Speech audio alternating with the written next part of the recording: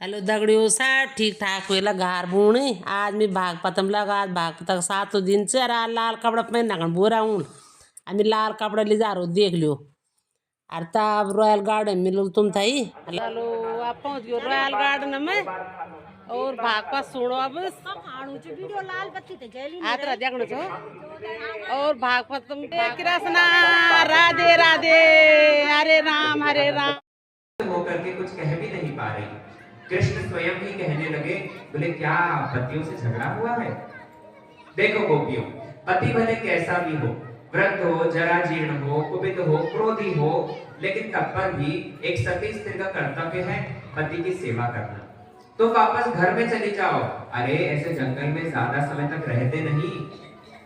ये जंगल में बड़े ही भयानक पशु हैं और रात में इस तरह से निकलना तो बिल्कुल भी ठीक नहीं। तुम सब के सब वापस चली जाओ। ब्रज की गोपियों ने उस समय पर कन्हैया से प्रणय की भिक्षा करी है और उसी को प्रणय गीत कहते हैं। भागवतम में बड़े विस्तार से गाया गया है। मैवं विभोर्हति भवान गदितो नृशंसं संतत्य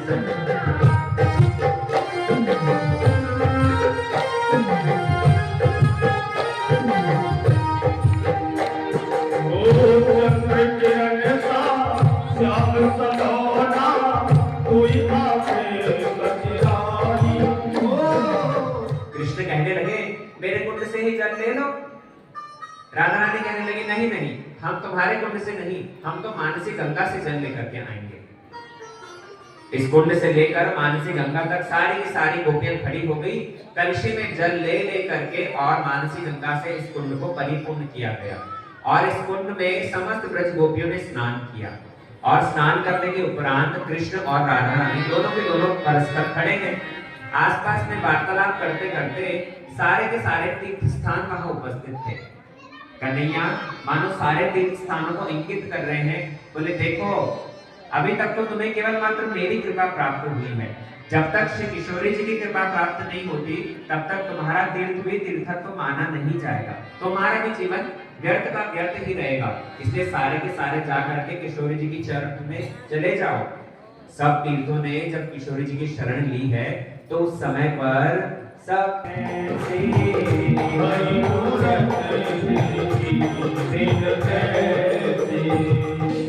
हरे कृष्णा कृष्णा कृष्णा हरे हरे हरे राम राम राम हरे हरे। इसकी सुंदरता देखो, सभी लोग बड़े आश्चर्य में रहते हैं। वाह इतनी सुंदर रानी, सभी देखते थे। दूसरे दूसरे देश के राजा इत्यादि सब कहते थे अरे वाह रानी हो तो ऐसी हो, इतनी सुंदर। तो दूसरी रानी कौन थी? बड़ी सुंदरी। जो राजा की तीसरी रानी थी ना, राजा जब दुखी होता था, जब मन खराब होता था, कोई दिक्कत परेशानी होती थी, दुख तकलीफ में होता था, तो क्या करता था? उसी रानी के पास जाता था और उसके पास जाके अपनी सारी मन की बात बताता था।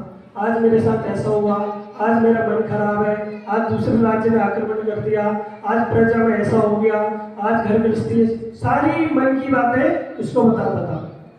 पहली रानी को क्या करता था? सारी इच्छाएं पूरी करता था। दूसरी रानी बड़ी सुंदरी थी। तीसरी रानी उससे मीठी मीठी बातें, घर में सारी मन की बातें उससे ही करता था। लेकिन चौथी रानी जो थी ना, जब से उसे शादी करके लाया था ना, कभी उसे पूछा ही नहीं तू कैसी है, तेरे को कुछ चाहिए नहीं चाहिए, तूने खाना खाया नहीं खाया, बस शादी करके और पड़ी हुई है। एक बार राजा की तबीयत खराब हो गई, उसे असाध्य रोग हो गया। वैद्यों को दिखाया गया। वैद्य ने बोला राजा अब तुम कुछ समय के मेहमान हो, अब तुम ज्यादा समय चले जाओ तो ब्यूटी पार्लर जाएंगे। शरीर ने बोला आज बढ़िया सी साड़ी चाहिए तो साड़ी दिलाई, करते नहीं करते। लेकिन क्या बताओ कि शरीर हमारे साथ जाएगा? आज तक किसी का गया है? जब कोई व्यक्ति शरीर छोड़ता है तो क्या बोलते हैं? कहाँ चला गया? वो तो वहीं पड़ा होता है, उसकी नाश तो वहीं पड़ी होती है। तो व्यक्ति कहाँ चला गया? लेकिन कहते वो व्यक्ति चला गया, मतलब वो जो शरीर है ना वो वहीं रह जाता है। शरीर एक कदम भी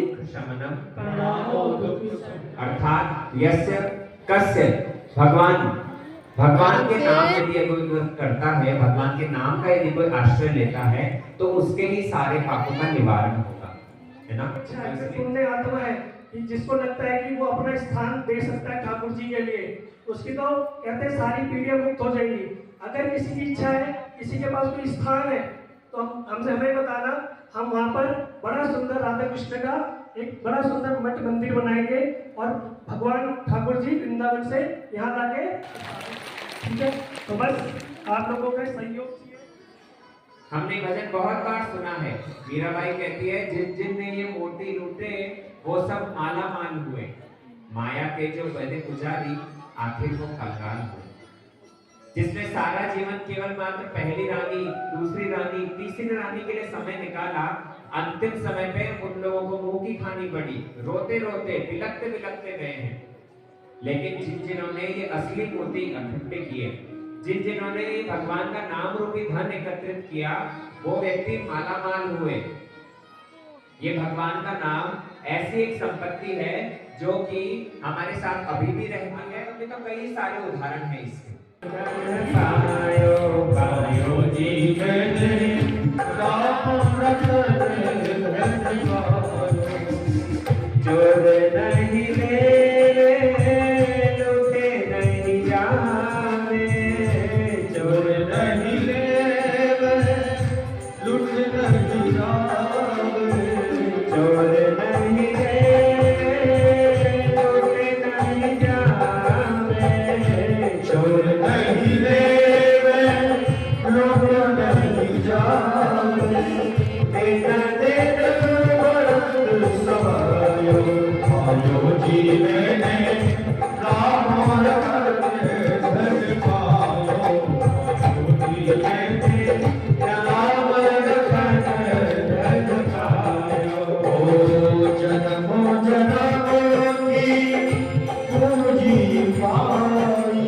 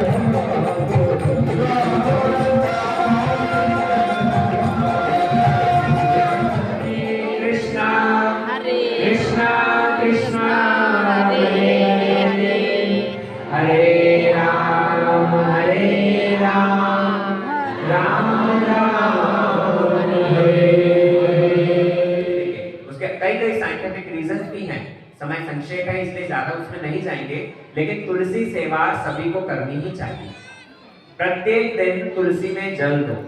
कुछ लोग कहते हैं अभी रविवार को तुलसी में जल नहीं देना चाहिए, ना भैया, हर रोज तुलसी में पानी दे सकते हैं। पानी देने का कोई नियम नहीं है, बस तुलसी पत्ता तोड़ने का नियम है। तुलसी पत्ता द्वादशी के दिन मत तोड़ो। हम तुलसी पत्ता किसके लिए तोड़ते हैं? भगवान को भोग लगाने के लिए। तो एकादशी के दिन भी थोड़ा ज्यादा करके तोड़ लो ताकि वो द्वादशी के दिन भी काम में आ जाए। द्वादशी को एक तुलसी चयन निषेध है ना, फिर त्रयोदशी आने पर फिर चयन कर सकते हो। और तुलसी में जल रोज के रोज दो। तुलसी को घर के बीच में रख करके उसकी परिक्रमा करो। शास्त्र कहता है जब हम तुलसी परिक्रमा करते हैं, एक एक पग पर हमारे कोटि कोटि जन्मों के पाप नष्ट होते रहते हैं। इसलिए घर में नियम बनाओ, रोज नहाने के बाद में हम तुलसी में जल देंगे। और जल जो है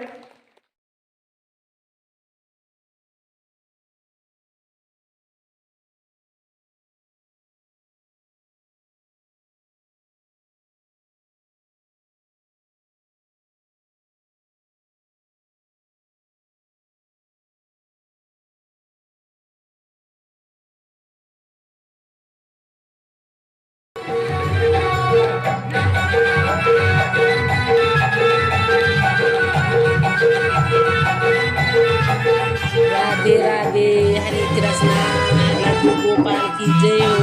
और वैष्णव राधा साधी रुक्मणी साधी हुँच देख लियो हामी त बडो मजा आउँछ बिहासी कर बिद्र बनल बहुत याद है हम तई फिर आए बिउ भाग पकाना खड़े